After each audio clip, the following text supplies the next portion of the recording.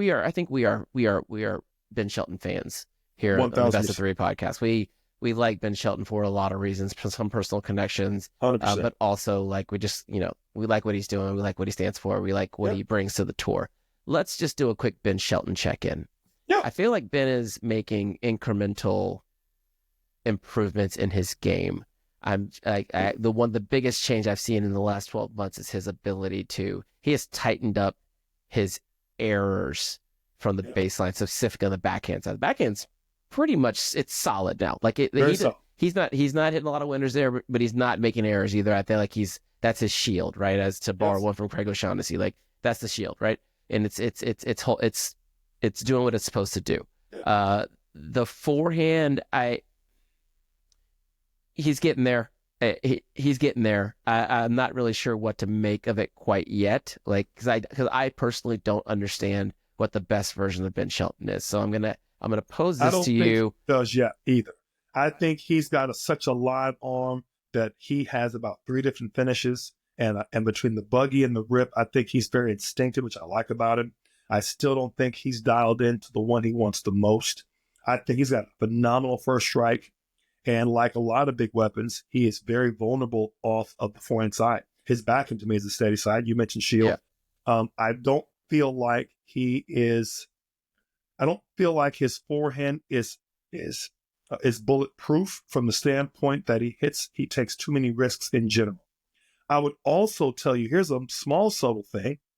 When I saw this last year at the Atlanta Open, when he played a young player, and I might be incorrect on the name, Nishioka, who was also lefty. Yeah. I think Ben struggles against other lefties.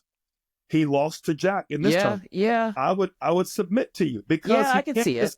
He just can't go back in the backhand. Jack's backhand is better than Ben's. Yes. Let's say that. Yes. And so now, what does that do to the bigger hitting Ben Shelton? He falls into a bit of the trap to overhit, to go for more, instead of out steady. I think Jack has very underrated returns. He's got very good returns.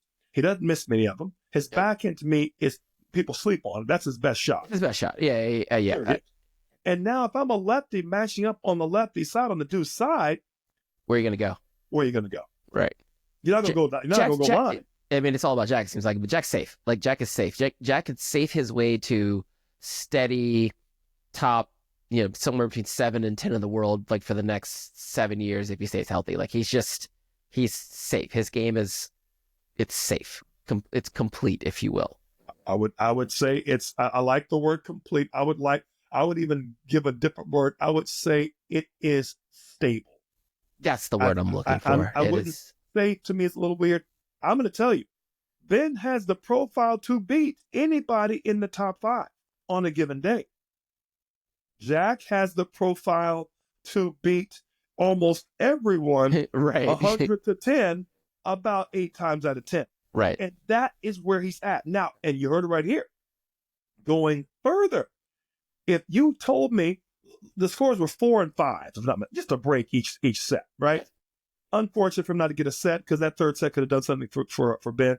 If you gave me those conditions and you put Runa against Ben, I put Ben winning his first 1,000. If you give me what was the semi? Was that who did he play? Alcaraz. In those conditions, I could see Ben Shelton beating Alcaraz in those conditions. I could. Here's why I say it: because of the serve, and because a little bit of the wind, and because that first strike. Just say, and also I still feel Alcaraz peaked. This is taking nothing away from Jack. I'm merely saying, had the matchup been, had he played anybody else that wasn't a lefty, that wasn't Jack Draper, I could see Ben getting farther in this particular tournament. And I also would submit to you, with the exception of Alcaraz, that was one of his closest scores. So yeah, it ain't like it was a walk in the park for Jack. Make no mistake. I mean, that's a good. I mean, this is kind of like the best thing about like the way that our tour kind of the tours unfold over the course of the years, right? Obviously, the Grand Slams are the big prizes, but we have these larger events where all the best players are there. We can do a little check in. Like I like the I like the Sunshine Double as a nice place to check in to see where Right. everyone is Right. before they disappear to where most American fans are not paying attention to the Correct. European red clay, and then pop up on your TV in Paris in a couple of months. So